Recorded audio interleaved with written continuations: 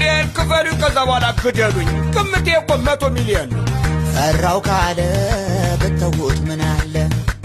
ፈራው ካለ ብተውት ምን አለ? ኧረ ተውት ተውት ይህን ዝንጅብል በርሜል መቼ ከብዳል ለማንከባለል ለማንከባለል። ባትለፋ ባትደክም አምላክ ላንተ ካለ ለካ ተቀጥቅጦም ገንዘብ ማግኘት አለ፣ ገንዘብ ማግኘት አለ። አስቤዛ ተወዶ መኖር ስላቃተኝ ለኔም ፈልጉልኝ የሚቀጠቅጠኝ የሚቀጠቅጠኝ።